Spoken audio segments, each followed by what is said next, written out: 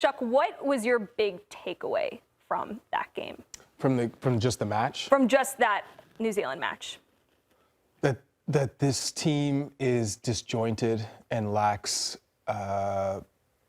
culture, lacks identity, and they are in desperate need of a leader.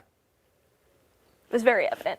When you say a leader, do you mean someone that can go in the locker room and halftime and, you know, be able to sort of, as you know, the hair dry treatment, or, you know, be able to look at another player and say, you're not doing enough? No, as in a coach, leader. Yeah. Well, they got one now. Yeah, but that was missing. Yeah, for sure. Like you guys said on Call It What You Want, if we need somebody to tell us to work hard, I think that says a lot about the state of where the national team is right now. This game could have been purely anecdotal in the grand scheme of things, but it started to carry the significance because Pochettino was watching, and there were so many glaring issues.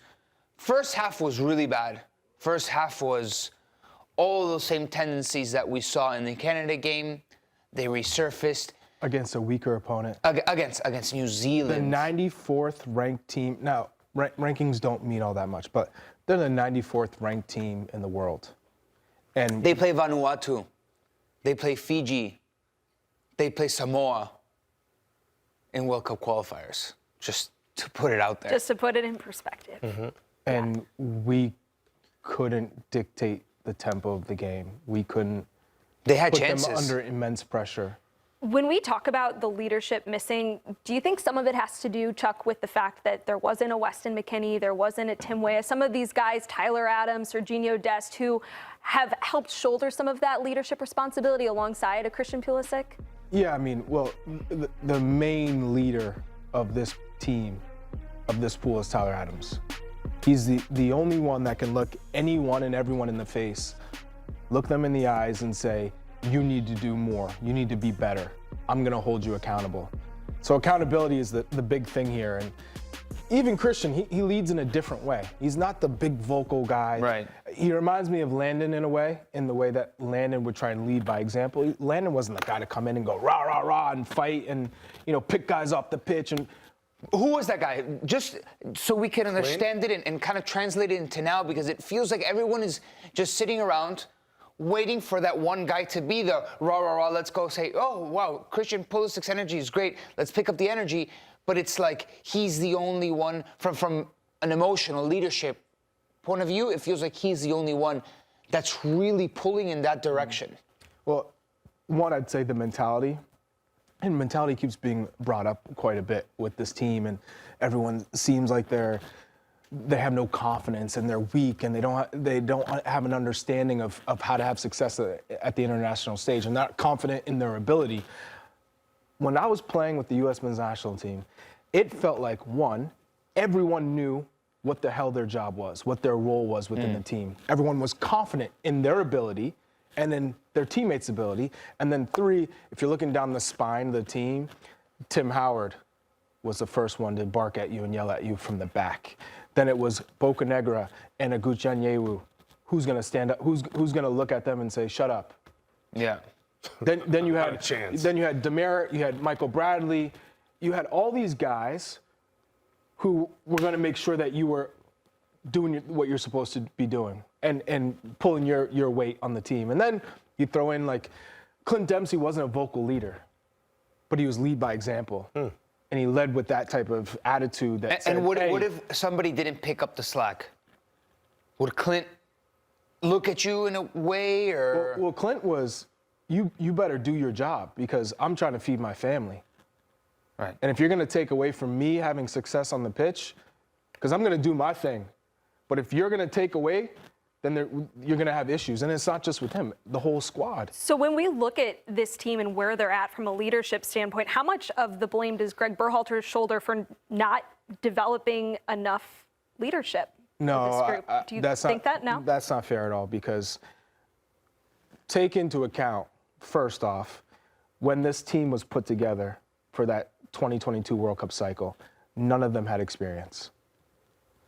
He took that group with low expectations, and we put high expectations on this group because a lot of them were in Europe, but none of them were really primetime players.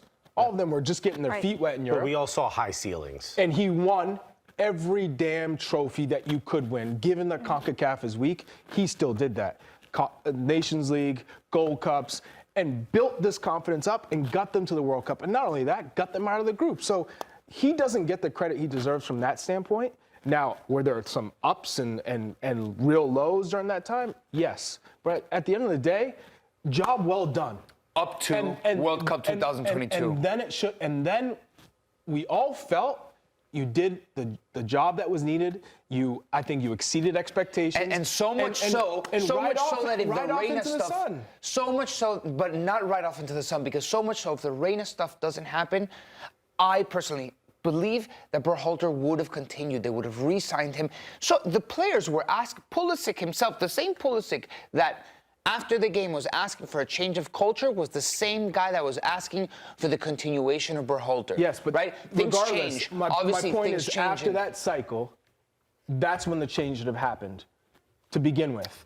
And it didn't. Yeah. And I think the whole Gio Reyna, that whole, it kind of brought like a rot into like the whole chemistry, the whole. Or revealed it to the rest of us. Just the energy in the camp. I don't know if it necessarily. It felt like it was all taken care in-house up until Berhalter went to that leadership conference and spoke, and it leaked, right? Everything that was happening behind closed doors, and because it did get really nasty for all parties. Yeah.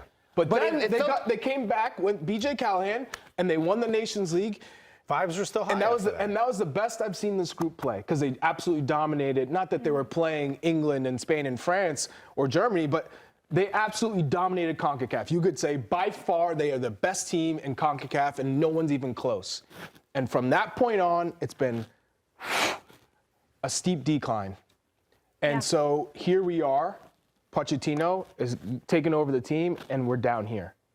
And there's really no room to go but up. We're at this point. Would you say, I would say, that we are further behind where we were at the 2022 World Cup? No. And I actually think we're not that far from who we were at Nations League. It's still the same players. All Pochettino has to do is simply, the first thing he has to do is unlock whatever BJ Callahan unlocked them in the Nations League. We're back to that immediately, if he can do that. And then the reason you bring him in and you pay him so much money is he can build beyond that. He can take the baton from where Berhalter stopped and carry forward.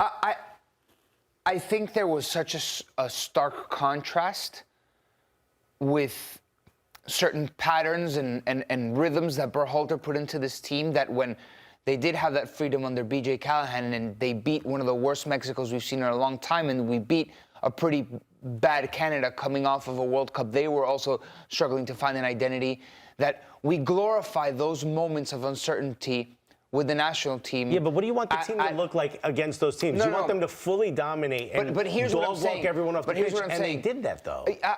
Yes, and I don't want to take credit away from that. I think a better example of where the U.S. was the England game. And even if they didn't win, the rhythm that they imposed with an identity and an idea, did they not have that? They outplayed England, right? It's such a shame that the result didn't go our way, because that would have been like our standard of like what we could be, right?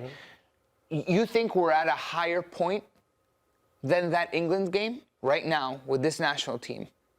'Cause it doesn't seem like it. We're not, because, one, we don't have everyone healthy. That's the first one. Two, there's no identity on what style we want to play with.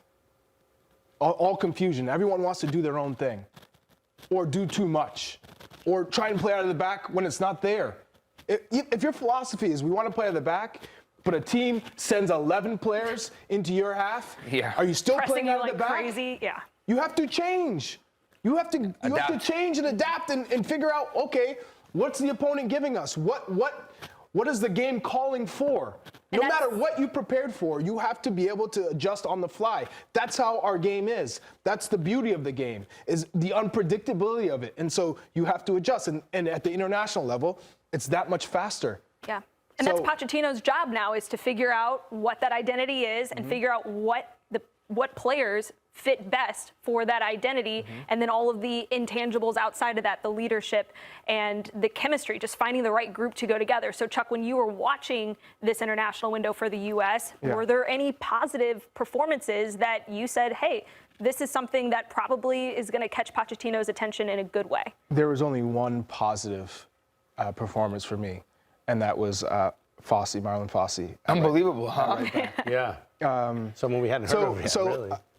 I just want to compare, and obviously the opponents are different between Canada and New Zealand, but still the team played just as poorly as they did against Canada, against New Zealand, especially in the first half. So I want to just look at the passing chart of Joe Scally and Marlon Fossey, just to give an example of where the passes are and where Joe Scally is. So here, the majority of Joe Scally's passes are in his own half. And a majority of them are either 5 yards backwards or 5 yards sideways. Now you see one pass a deep cross, that obviously is not completed into the box. No, there's not a single cross completed here. No. And this is something that has been we've talked about for a number of times, a number of camps, and you would expect him to be a little bit more aggressive, to show that he can be an attacking right back, because that's been the knock. No Serginho Dest. So, well, what are you going to give to the team attacking, because he provided so much? Nothing is the answer for Joe Scally so far. Now, Marlon Fossey, look at the difference. Look at the difference. It looks like you flipped it over. And just posture and positioning. And some of the passes, yeah, there's some backwards, some sideways, but the majority is him in the attacking half. That's what's needed in our game. In present day international football, even in club football, outside backs get high. They provide the width, because a lot of teams play with inverted wingers. A lot of teams play with midfielders tucked inside. So where do you get your width? That's from your outside backs. And what I liked from Marlon Fossey was not only that is him being in advanced positions, but his speed, his recoveries, his instincts. There's a lot that you feel like you could work with. And the only negative for me when you're watching him is like, man, I wish he wasn't 26 years old.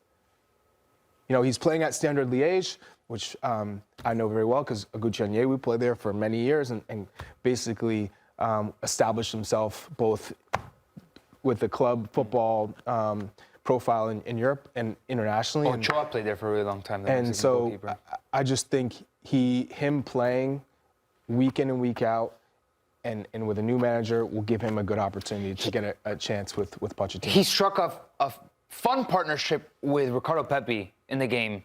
That the disallowed goal comes from a combination between those two players. I still don't know how it was disallowed. And Pepi, I know you want goals. I know you want Pepi to play.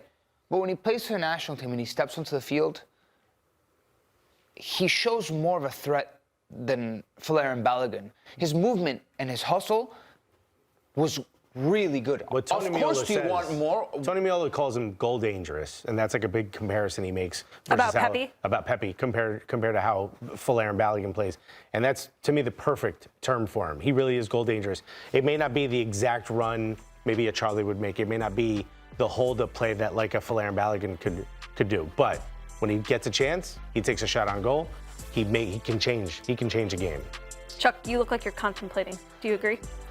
So I like the work rate of Ricardo Pepi. He's been effective with the U.S. But in this system, you're not playing him as a right winger. You're not playing him as a right striker. Would you have started 3 9s essentially up top? No. So, I mean, I don't even want to get into the coaching. That was me trying to trigger you. What I will say, I know. That's what Alexis would put on his U18. But over the 2 camps as well, Balogun hasn't been up to par. Right. And that's another big thing for me is Pochettino's going to come in and say, this is what I need from you. This is where I want you on the pitch. I don't want you either checking all the way back or going out wide or, not having a real impact in the game. Because you're trying to look at his touches. Against Canada, he only had 22 touches. Yeah, not good. You got to have more touches, not only that, but in the box. But don't you think some of that was the fact that the midfield was getting absolutely bossed by Canada a little bit? So against New Zealand, he had 39 touches, but still only 6 in the box. Yeah. So, Okay. So for me, again, you're looking at that striker position and saying, what can you give me more? If you're not getting the serves, how do you impact the game?